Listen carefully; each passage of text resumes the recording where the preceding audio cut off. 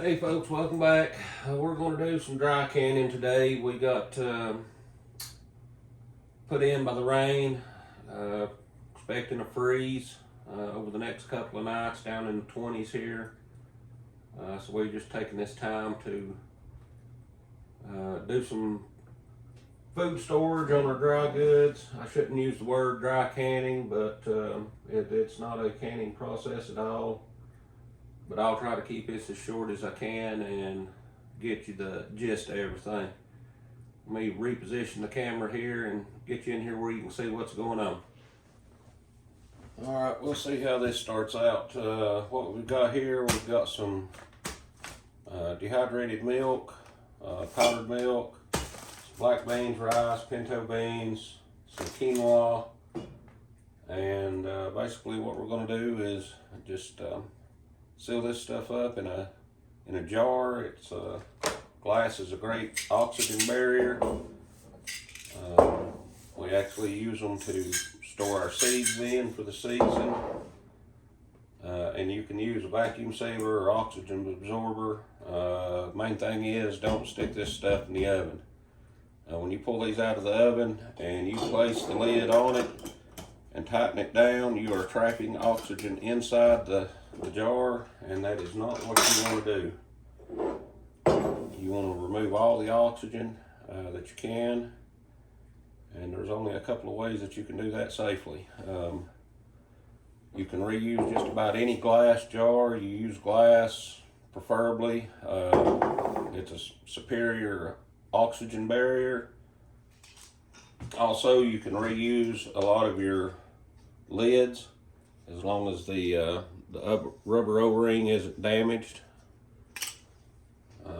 Only time I recommend doing that is with dry goods, and it's pretty simple. Just whatever product you wanna do. We'll take some quinoa here. We'll open it up.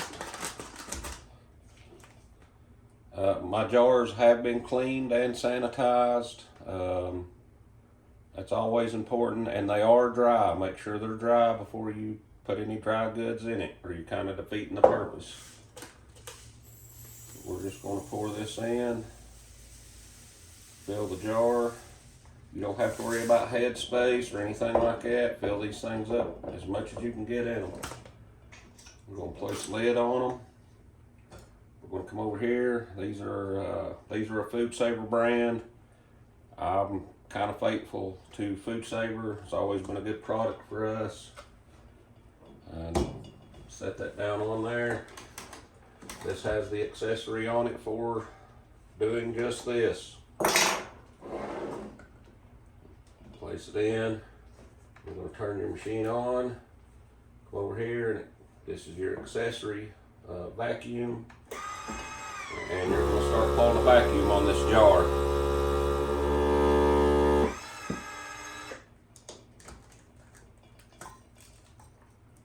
Apparently something has went awry.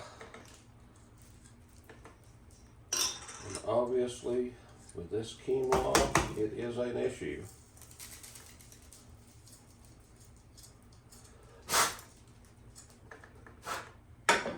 So let's remove some of this.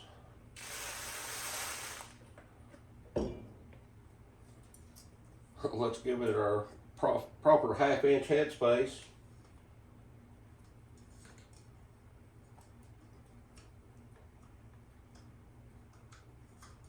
Let's give this another shot. Sometimes these can be a little tricky, at least for me.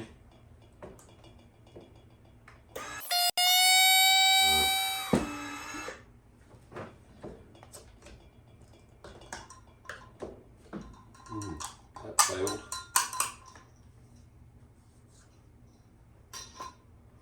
So I'm going to try this again here.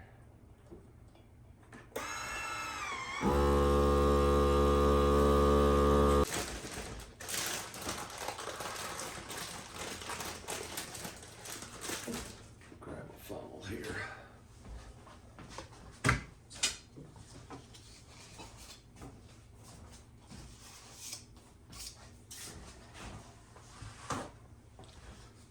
Just like anything with your food preserving, make sure everything's clean and sanitized. You don't want to introduce any bacteria or pathogens that could cause spoilage in the food or make you sick.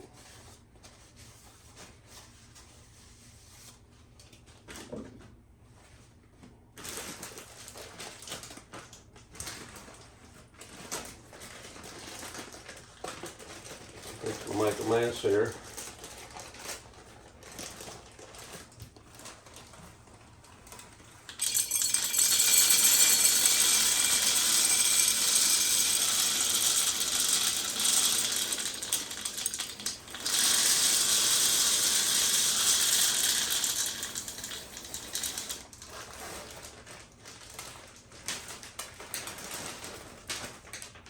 Well, that wasn't horrible.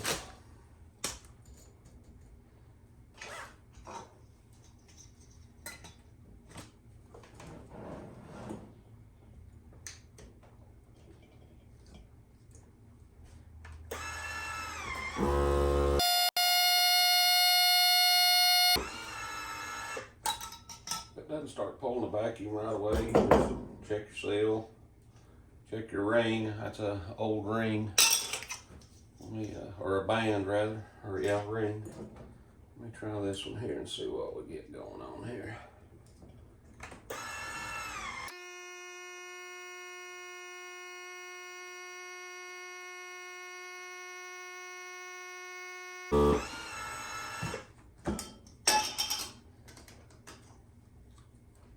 Little piece of quinoa in there.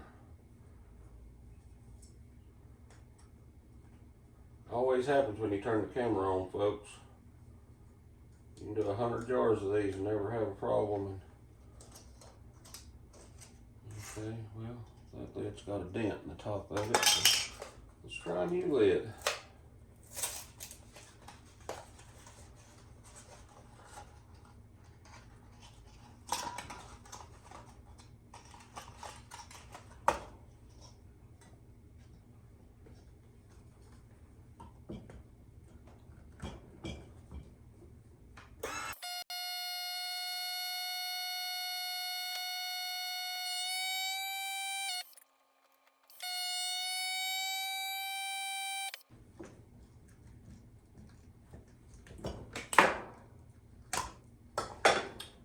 There you go. These things can be a little finicky, but they're well worth the effort. Especially if you're of a prepared mindset. And we like keeping stuff that's shelf stable for power loss. And you know, we've had snowstorms here in this area that we've been a couple of weeks, 2 to 3 weeks without power from time to time, depending on your location, and you don't have any kind of power generator or things of that nature, which we don't. We have to find other means to make sure we have food on hand.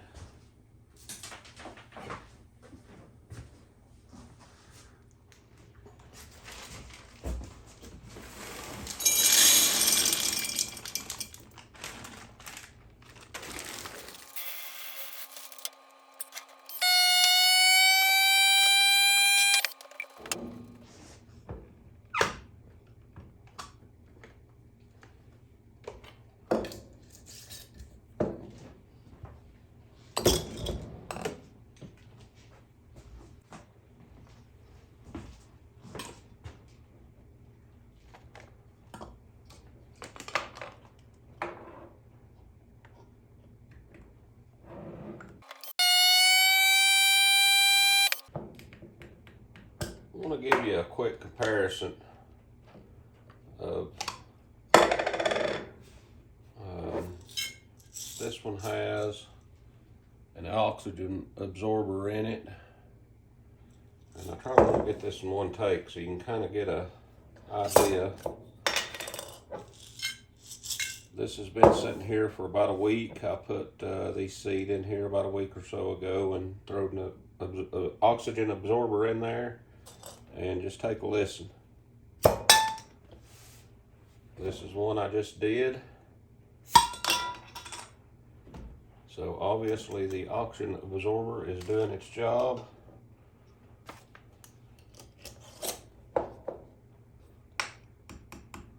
And it won't take long, that'll be good. As you can see, I've got probably 50 to 60 pounds of dried good here to get put away. Not going to bore you with the laborious process. I'm by no means an expert in this, folks.